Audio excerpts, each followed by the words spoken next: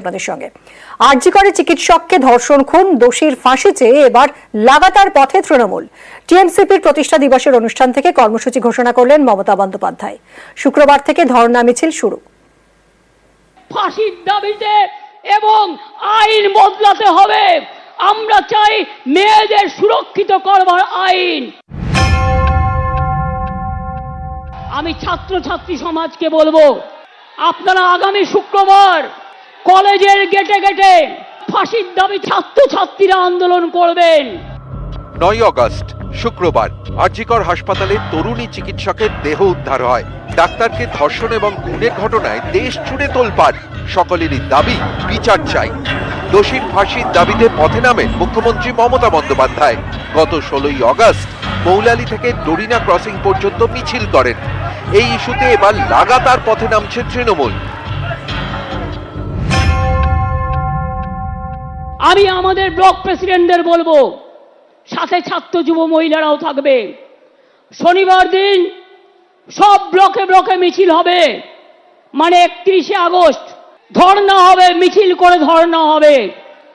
শনিবার হাফ ছুটি, তাই বেলা 2টো থেকে 6টা পর্যন্ত ধর্ণা হবে, মিছিল হবে সব ব্লকে।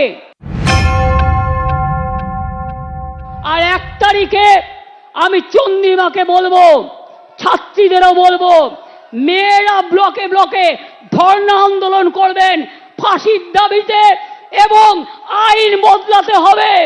আমরা চাই মেয়েদের সুরক্ষিত করবার আইন। আরজি কর ইস্যুতে কোমর বেঁধে ময়দানে বিজেপি। মঙ্গলবার নবান্ন অভিযান করে ছাত্র সমাজ, যাকে প্রথম থেকেই সমর্থন করেছে বিজেপি। একাধিক পদ্ম নেতাকে এই নবান্ন অভিযানে দেখা গিয়েছে। এর পরের দিন অর্থাৎ 28শে আগস্ট তৃণমূল ছাত্র পরিষদের প্রতিষ্ঠা দিবস। এই দিনই বাংলা বন্ধ বিজেপির। এছাড়াও আরজি কর ইস্যুকে সামনে রেখে নানা কর্মসূচি ঘোষণা করেছে গেরুয়া শিবির। এই পরিস্থিতিতে তৃণমূলও বসে থাকছে না। বিজেপির বিরুদ্ধে সুর চড়িয়ে এবং আরজি করের বিচার চেয়ে রাজ্যের শাসক দলও শুক্রবার থেকে পথে। নিউজ 18 বাংলা। জুনিয়র ডাক্তারদের লাগাতার কর্মবিরতিতে ব্যাহত হচ্ছে পরিষেবা। অনেকেই পড়ছেন ভোগান্তিতে। এই কর্মবিরতি প্রত্যাহারের জন্য ফের বার্তা দিলেন মুখ্যমন্ত্রী। বললেন, এবার আস্তে আস্তে জয়েন করুন।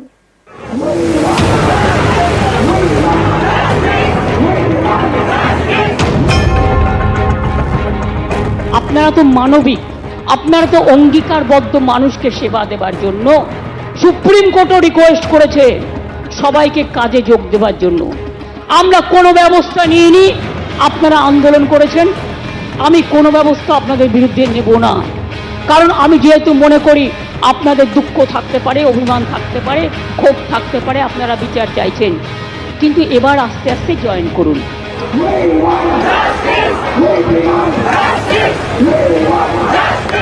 9 আগস্ট আরজি করের মহিলা চিকিৎসকের দেহ উদ্ধার হয়। তারপর থেকেই টানা কর্মবিরতিতে জুনিয়র ডাক্তাররা। এতে অনেক রোগী ভোগান্তির শিকার হয়েছেন। জুনিয়র ডাক্তারদের কর্মবিরতি তুলতে একাধিকবার বার্তা দিয়েছে রাজ্য সরকার, কিন্তু তাতে কোনো কাজ হয়নি। এরই মধ্যে 22শে আগস্ট কড়া বার্তা দেয় সুপ্রিম কোর্ট। প্রধান বিচারপতির বেঞ্চ বলে, আদালতের পক্ষ থেকে যা যা ব্যবস্থা নেওয়া হয়েছে তারপর আশা করা যায় আন্দোলনকারী চিকিৎসকরা কাজে ফিরবেন। এরপরেও ছবিটা বদলায়নি। কর্মবিরতিতে অনড় থাকেন আরজি কর সহ রাজ্যের বিভিন্ন সরকারি হাসপাতালের জুনিয়র ডাক্তাররা। ফলে রোগী ভোগান্তি দিন দিনই বেড়েছে। বলুন তো, একটা প্রেগনেন্ট লেডির যদি বাচ্চা জন্মাবার সময় হয়, ডাক্তাররাই তো তার ডেলিভারিটা করে, সে কি ওয়েট করতে পারে? যদি কারো হার্ট অ্যাটাক হয়, সঙ্গে সঙ্গে ব্যবস্থা নিতে হয়। অনেক মানুষ পরিষেবা না পেয়ে মারা গেছে। এরা গরিব লোক।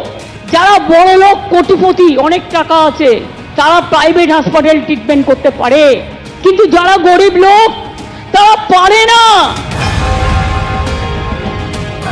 এবার আস্তে আস্তে জয়েন করুন, তা নাহলে সুপ্রিম কোর্ট কিন্তু সেদিন বলেছিলেন, এরপর থেকে স্টেট গভর্নমেন্টকে পাওয়ার দেওয়া হলো টু টেক অ্যাকশন। আমি অ্যাকশন নিতে চাই না, তার কারণ আমি চাই ওরা ভালো করে পড়াশুনো করুক। আমি যদি কারোর বিরুদ্ধে এফআইআর করি, তার ভবিষ্যৎটা নষ্ট হয়ে যাবে। সে আর কোথাও চান্স পাবে না, পাসপোর্ট পাবে না, ভিসা পাবে না। সে মনে রাখবেন, তার জীবনটা পুরো নষ্ট হয়ে যাবে। আমরা সেটা চাই না।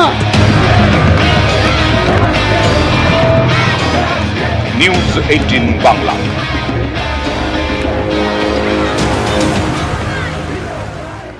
কর্মবিরতিতে অনড় জুনিয়র ডাক্তাররা, দোষীদের অবিলম্বে গ্রেফতারের দাবি, তদন্তের গতি প্রকৃতির সামনে আনার দাবি, হাসপাতালের পরিষেবা স্বাভাবিক বলে দাবি আন্দোলনকারী চিকিৎসকদের।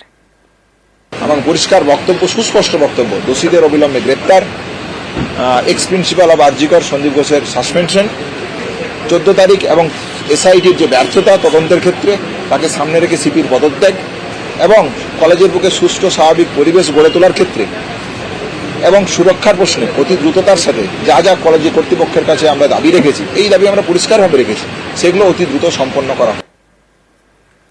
বাড়িতে আয়াকে আটকে রেখে যৌন নির্যাতন, পানিহাটিতে বিজেপি নেতার বিরুদ্ধে ভয়ঙ্কর অভিযোগ, বিজেপি নেতাকে গণপিটুনি এলাকাবাসীর।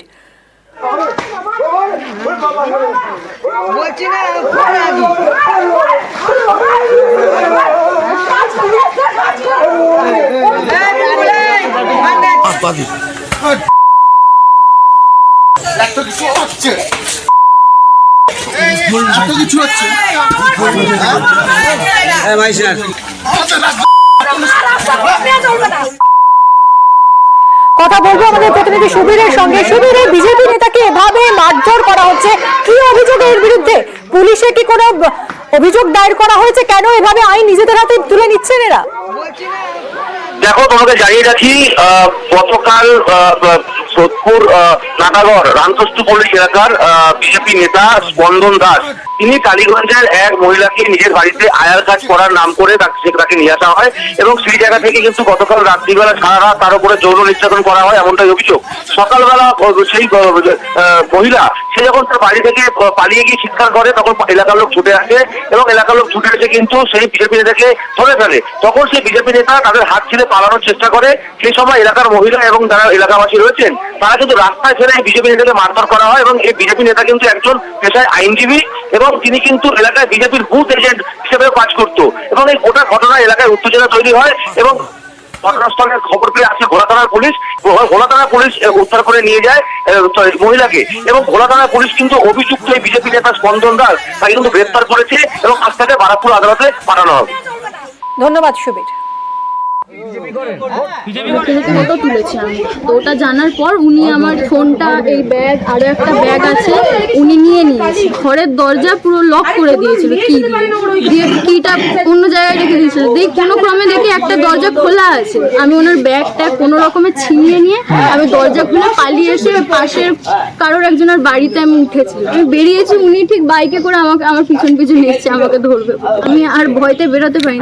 ও দিনের পর দিন একবার অন্যায় করে যাচ্ছে, মেয়েটাকে এরকম নির্যাতন করে যাচ্ছে, ওর কত শাস্তি হোক আমরা চাই। উনি ওই যে দালালি করে, গাড়ি ফাড়ি দালালি ফাড়ি করে, বিজেপি দল করে। এর আগে বিজেপির এজেন্ট ছিল। বিজেপি লোক রেপ করে বেড়াচ্ছে, নার্সকে সারা রাত ধরে মলিস্ট করেছে, এদের ফাঁসি হওয়া উচিত।